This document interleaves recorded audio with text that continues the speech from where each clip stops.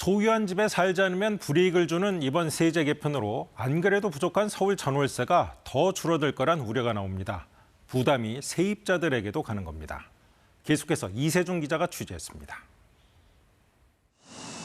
이번 주 입주를 앞두고 막바지 공사가 진행 중인 아파트입니다. 등록된 전세 매물만 1,290여 개, 주변보다 시세도 저렴합니다.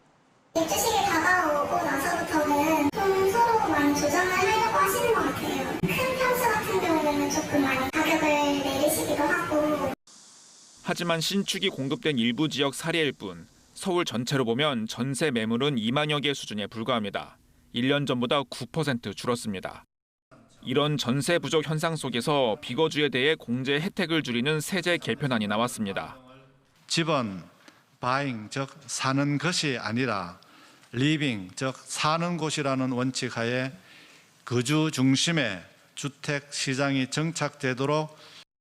정부 의도대로 집주인이 자기 집으로 들어가면 임대 매물은 더 줄어들고 전세 경쟁이 치열해질 수 있습니다. 한강벨트, 마포, 강동의 경우에는 거주하는 거의 가치가 몇 억에 이르게 되는 거죠. 양도 쪽에서. 대거 거주로 나서게 될 거고 그 거주로 나서는 과정 중에서 전세가가 폭등할 겁니다. 정부는 그린벨트 해제 등이 담긴 공급 대책을 발표할 예정인데 대책이 나와도 실제 입주까지는 8년 이상 걸립니다. 유효부지 발굴하고 신규 택지 발굴하는 게 그 어느 세월에 된다고. 서울 아파트 입주 물량은 오는 2028년까지 매년 30% 안팎으로 감소할 전망입니다.